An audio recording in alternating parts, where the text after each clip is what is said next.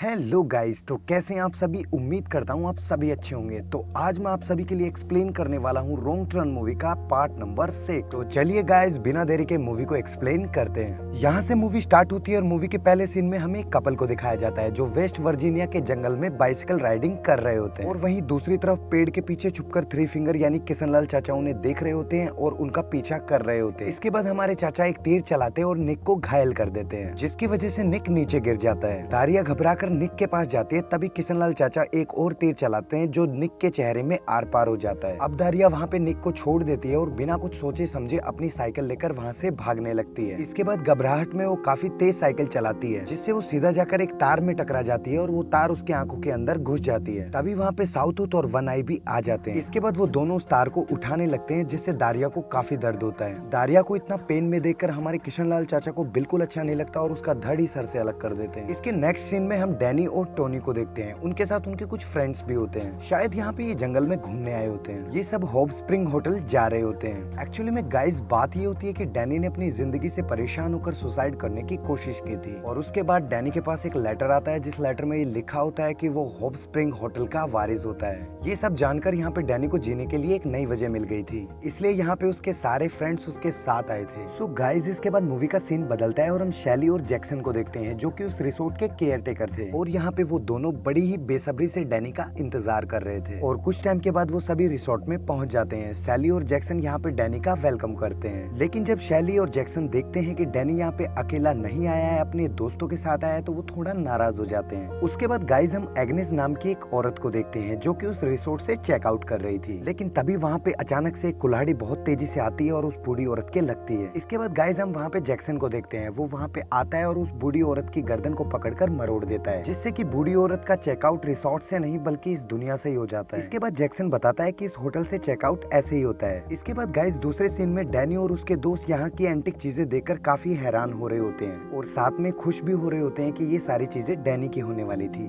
इसके बाद गाइस, हम रात को जैक्सन को जंगल में इनलीगल ब्रदर से मिलते हुए देखते हैं। वो यहाँ इन सब पर गुस्सा कर रहा होता है कि तुम्हें उस बूढ़ी औरत को ऐसे होटल में नहीं मारना चाहिए था। तो हमें यहाँ पे ये पता चलता है कि इस पार्ट के अंदर ये तीनों भाई जैक्सन के लिए काम कर रहे थे, मतलब ये चारों भाई और शैली इनकी बहन थी। अगले सीन में सुबह डैनी की गर्लफ्रेंड टोनी होटल में घूम रही होती है, तभी उसकी नजर जैक्सन पे पड़ती है, जो वहाँ पे खून को साफ कर रहा था और ये वही जगह थी जहाँ पे उन्होंने उस बूढ़ी औरत को मारा था। लेकिन उसे वो वहाँ पे नजरअंदाज करती है और चली जाती है। उसके बाद गाइस, अगले सीन में दिखाया जाता है कि डैनी के कुछ दोस्त शॉपिंग करने के लिए मार्केट आए हुए होते हैं। तभी उनकी नजर वहाँ पे लगे हुए एक बोर्ड पे पड़ती है, जिसके ऊपर वहाँ पे मिसिंग हुए लोगों के बहुत सारे पैम्पलेट्स लगे होते हैं। तभी वहाँ पे वहाँ का शेरिफ आता है और उस बोर्ड पर एक और मिसिंग पैम्पलेट लगाता है और यहाँ पे गाइस, वो पैम्पलेट उसी बूढ़ी औरत का होता है जिसको रात को जैक्सन ने मार दिया था। वहीं दूसरी तरफ रिसोर्ट में जैक्सन डैनी को काफी हथियार दिखाता है और वो हथियार डैनी को काफी पसंद भी आते हैं। यहाँ पे डैनी एक धनुष को उठा लेता है। उसके बाद जैक्सन यहाँ पे डैनी को कहता है कि चलो हम शिकार करने के लिए चलते हैं और इसके बाद वो जंगल में शिकार करने के लिए चले जाते हैं, जहाँ पे उन्हें एक हिरन दिखाई देता है। इसके बाद जैक्सन डैनी को शिकार करने की ट्रेनिंग देता है, लेकिन असल में वो इंसानों को मारने के लिए डैनी को ये सब कुछ सिखा रहा था।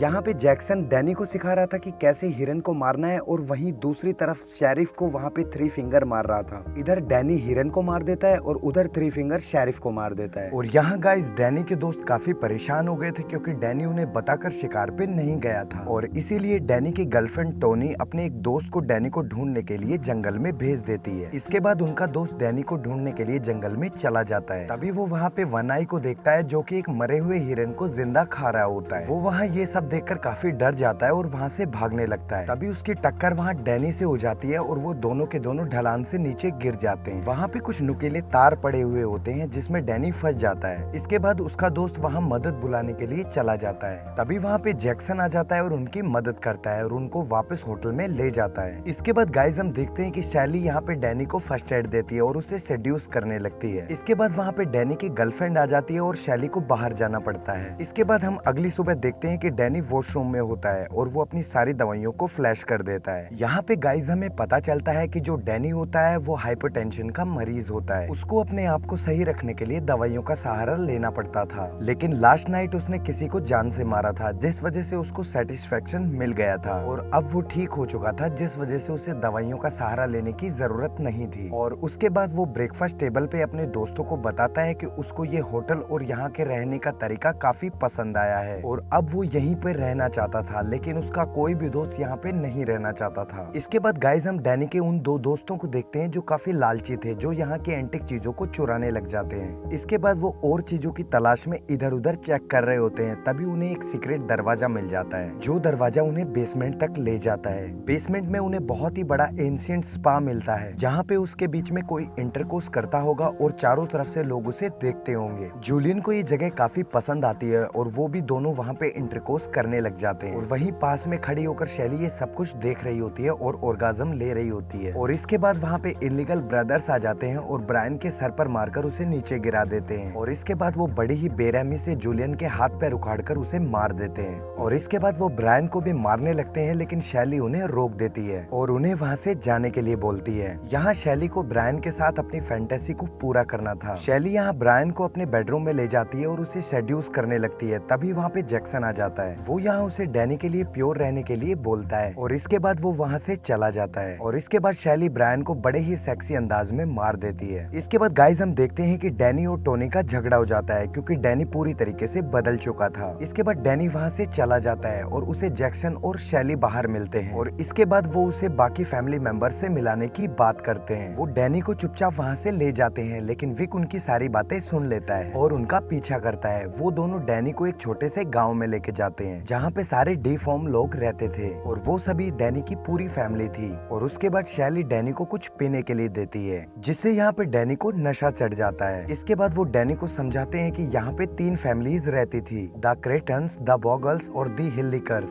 डैनी एक हिल्लिकर्स था। इसके बाद वो डैनी को बताते हैं कि जैसे डैनी के साथ उसके दोस्त आए हैं, वैसे उनकी फैमिली के साथ भी काफी लोग आए थे, जिनके साथ उन्होंने मैटिंग की और जिसकी वजह से उनका खून गंदा हो गया और उनकी आने वाली जनरेशन काफी कमजोर हो गई और अब वो अपनी जनरेशन को मजबूत बनाना चाहते हैं। इसलिए उनको डैनी की जरूरत थी, क्योंकि डैनी और शैली प्योर ब्लड है और इसके बाद जब वो मैटिंग करेंगे तो प्योर ब्लड ही पैदा होगा।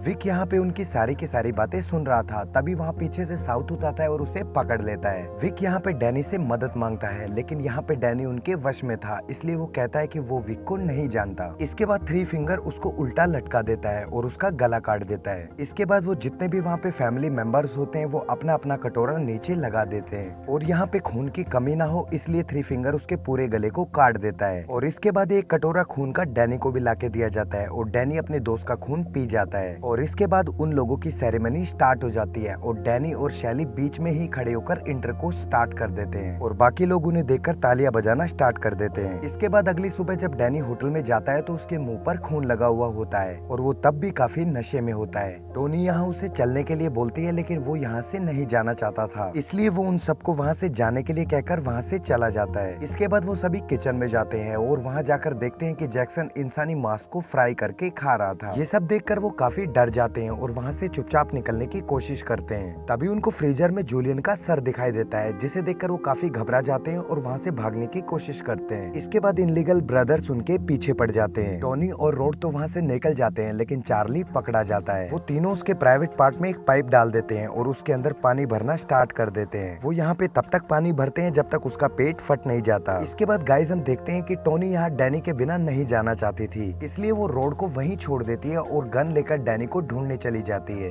वही रोड गलती से उनके ट्रैप में फंस जाता है और वो तीनों भाई उसे भी जान से मार देते हैं। उसके बाद टोनी डैनी को ढूंढते ढूंढते बेसमेंट में पहुंच जाती है। यहाँ पे टोनी को शैली मिलती है और वो शैली के ऊपर हमला करती है, लेकिन यहाँ शैली टोनी को पकड़कर उसका मुंह खोलते हुए पानी में डालने की कोशिश करती है, लेकिन यहाँ पे टोनी बच के उसी का मुंह खोलते हुए पानी में डाल देती है और उसे शूट कर देती है। तभी वहाँ पे डैनी आता है और उससे गन छीन लेता है। इसके बाद डैनी जाकर शैली को चेक करता है और टोनी को वहाँ से जाने के लिए बोलता है, लेकिन तभी वहाँ पे जैक्सन आ जाता है और वो टोनी को पकड़ लेता है और कहता है कि वो उन सब के बारे में बहुत कुछ जान गई थी, इसलिए वो उसे यहाँ से जिंदा नहीं जाने देना चाहता था। इसके बाद डैनी जैक्सन को बोलता है कि टोनी को वो मारेगा, इसलिए जैक्सन यहाँ टोनी को छोड़ देता है और शैली के पास चला जाता है। इसके बाद डैनी टोनी को यहाँ से भगा देता है, लेकिन टोनी को भागता हुआ देखकर जैक्सन उसे पकड़ लेता है, लेकिन यहाँ पे टोनी एक चाबी से उसकी आंखें फोड़ देती है और उसे जान से मार देती है। लेकिन इसके बाद डैनी यहाँ पे टोनी के ऊपर गन तान देता है और वो भी उसे यहाँ से जिंदा नहीं जाने देना चाहता था और पीछे से वो तीनों भाई भी आ जाते हैं और यहाँ पे डैनी फैमिली को चुनता है और पीछे से थ्री फिंगर टोनी को मार देता है। इसके बाद मूवी में हमें कहानी थोड़े दिन बाद की दिखाई जाती है, जिसमें यहाँ पे डैनी उस होटल को चला रहा होता है और वहाँ पे आने वाले लोगों को वेलकम कर रहा होता है, लेकिन आज भी इस होटल की आड़ में लोगों को मारकर उन्हें खाना चालू ही था। और उसके बाद दिखाया जाता है कि डैनी शैली को बेसमेंट में ले जाता है और उसके साथ फिर से इंटरकोर्स करता है, क्योंकि यहाँ पे उन्हें प्योर ब्लड के लिए ट्राई करते रहना था। और इसी के साथ यहाँ पे ये मूवी खत्म हो जाती है। सो गाइज, अगर आपको इस मूवी का